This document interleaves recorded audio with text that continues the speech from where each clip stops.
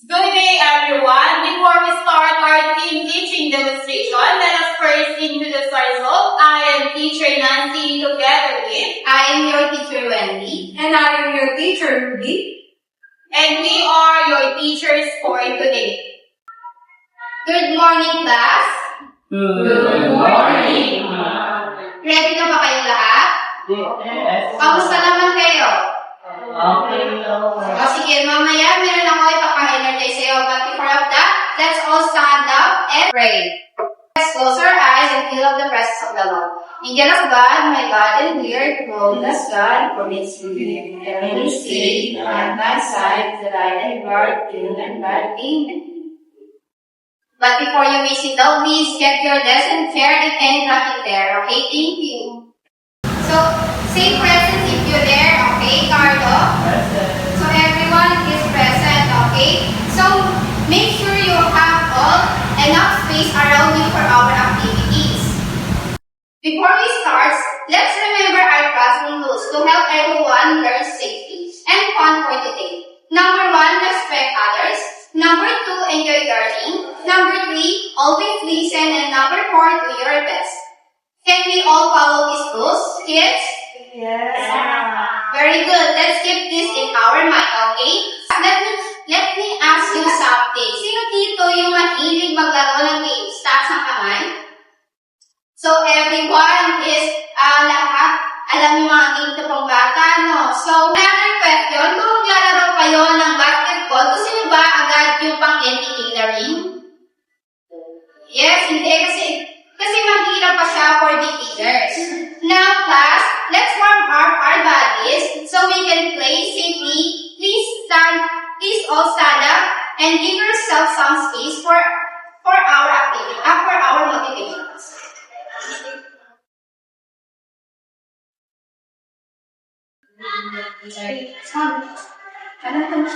So, number 1, neck rotation. So, this one, follow my actions, okay? Your hands put in your waist.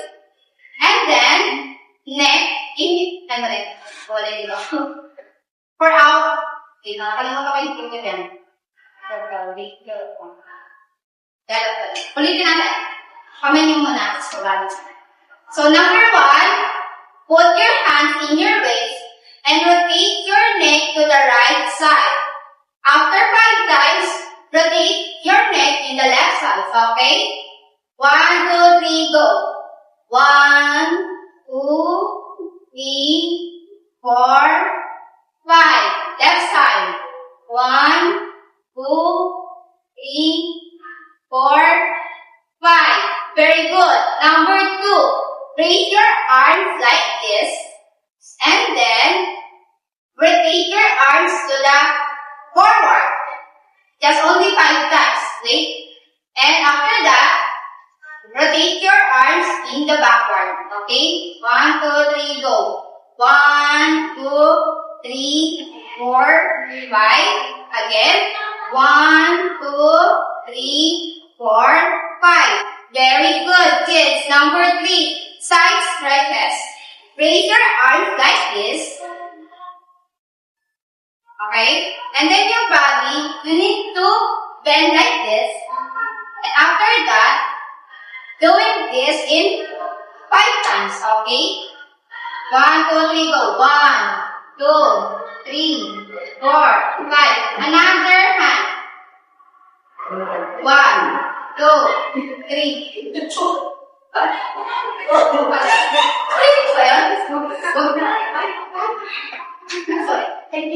Number 4, jump in place. Just relax your body and then keep moving your feet like this. Okay? 10 seconds. 1, 2, 3, 4, 5, 6, 7, 8, 9, 10. Okay, very good. And last, number 5, shake your arms like and legs like this. Just relax your body and shake like this. Okay, ganyan. 5 seconds. Okay. Okay, kids, very good. How do you feel, kids?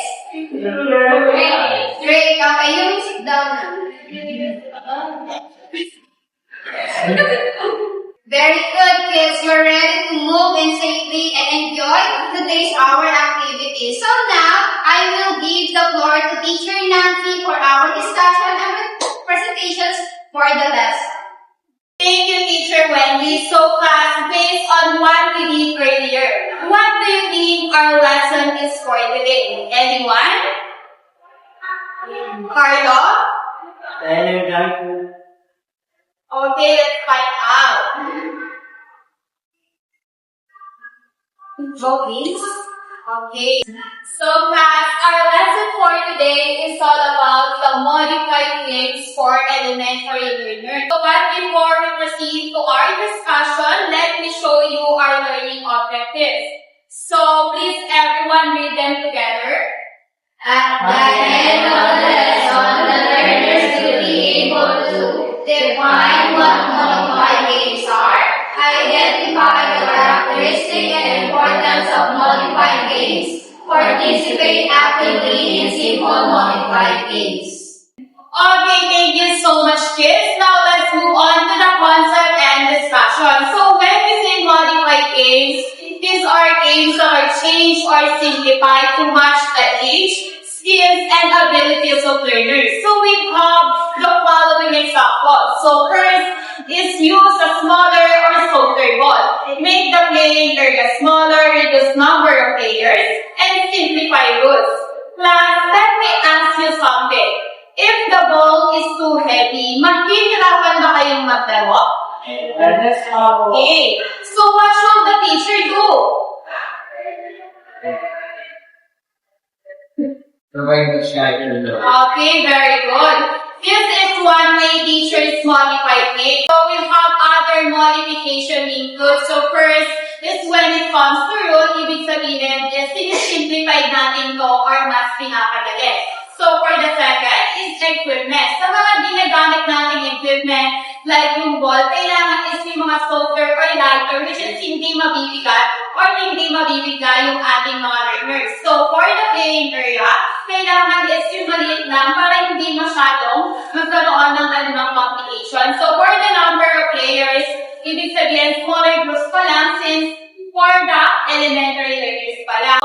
Because of this modification, students can participate more, learn basic skills, and enjoy the activity. So now, I will give the floor to Teacher Ruby for the games and activities.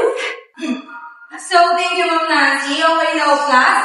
Ngayon, may gagawin tayo ng activity. So, yung activity na to, ito yung tinatawag na Target Throwing Challenge. So, before that, sino yung mahilig mag-basketball dito? Marlo. Okay lang yung class, hindi naman ito pang NBA or pang PBA na laruan. So, kaya naman tinatawag tayo ibang modified games para sumakto dun sa skill and age nyo. So, ngayon, ang lalagyan na natin ay Target Throwing Challenge. So, before that, hahatiin muna namin kayo sa dalawang grupo. So, ito yung Team A and Team B. Okay? So, ang gagawin lang natin ay each player, i-shoot lang yung bola sa basket. So, kapag na-shoot, may 1 point. Pero kapag hindi, siyempre walang point. Okay po ba yun? Yes! Yeah. So, ngayon, ang gagawin natin. Team A and Team B, dito lang. Ito yung target. Ayan. So, di pa mag-iyan. So, ngayon, pakinggan natin yung rules, ha? So, yung rules, dapat, kapag mag-shoot kayo ng bola, dapat walang lalagpas sa guhit. So, kapag lumagpas sa guhit at na-shoot yung bola, wala pa rin yung points. Okay ba?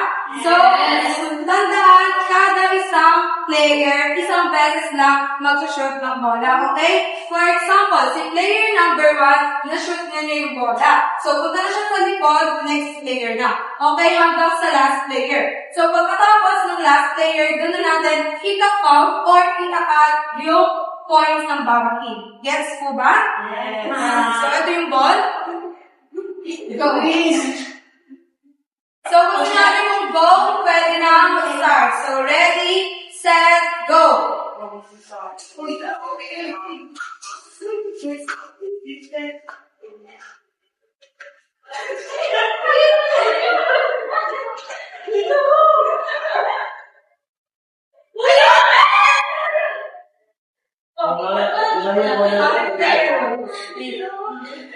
Benta ko may gusto. Yung bola natin. Bagong six.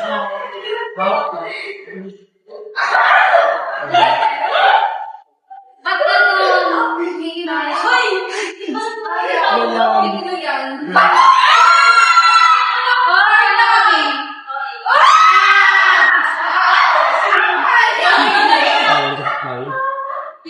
All that player na.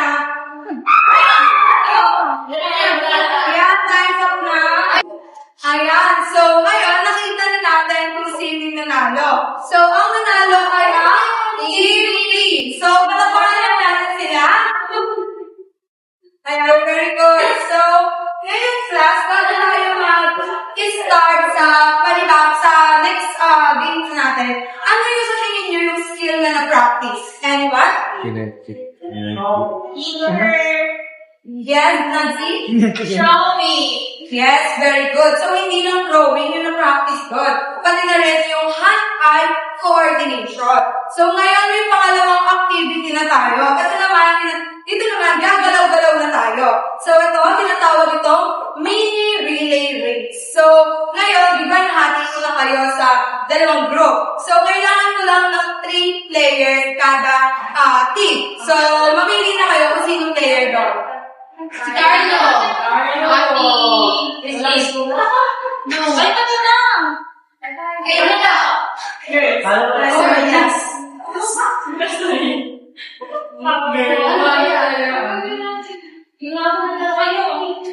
Ayun nga, Sophie.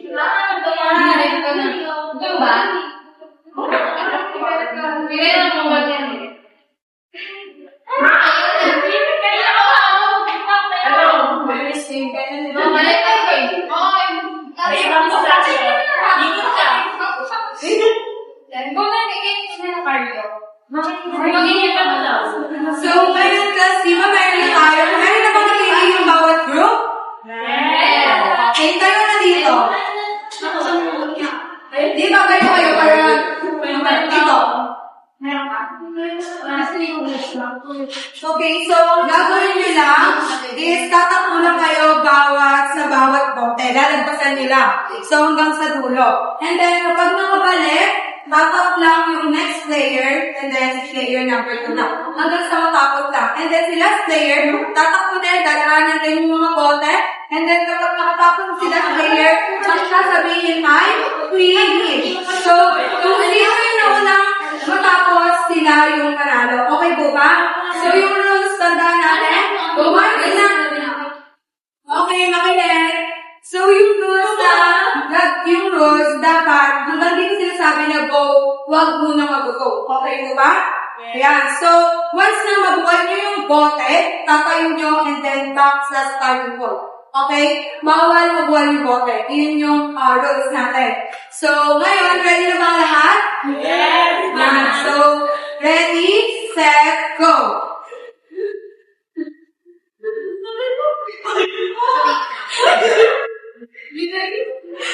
Ikaw ay nagana.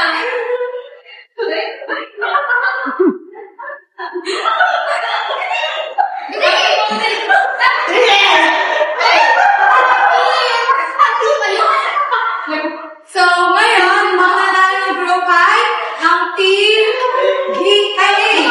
So, parang pangalan natin sila. Ang galit na. Sorry, teacher. Okay, class. Sabihin na sa akin. So, ngayon, sa game 2, sa tingin nyo, ano yung ginawa natin na ano yung practice na skills? Running. And one? Ano pa?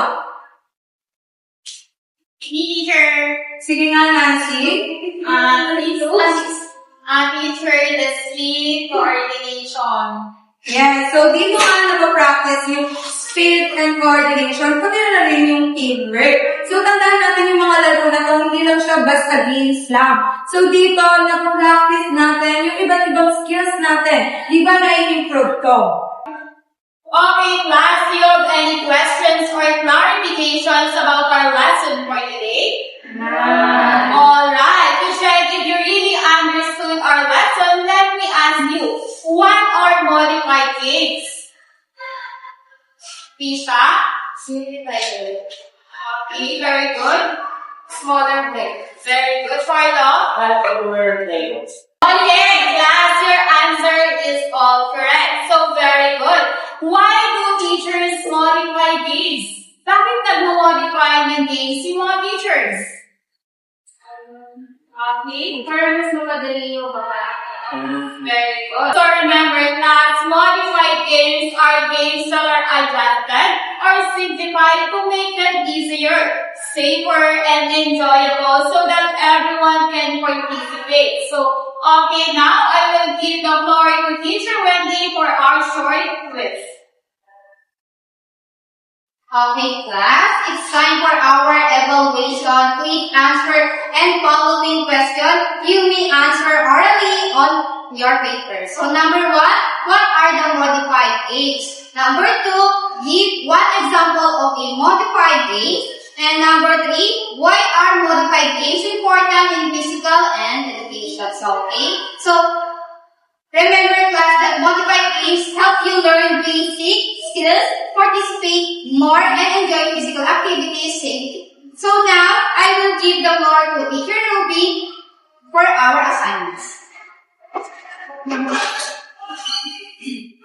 So now, class, ang assignment natin is mag-iisip kayo ng isang games na nare-enjoy nyo and explain nyo kung paano nga ba ito mamamodify. Okay po ba yung class? Naiintindihan? Yes. So, nag-enjoy ba kayo sa games natin ngayon? Yes.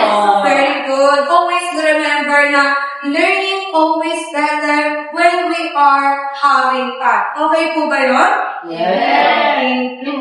So that's the end of our discussion for today's class. Thank you for listening and participating. Again, I am your teacher Nancy together with Teacher Wendy. And I am Teacher Ruby.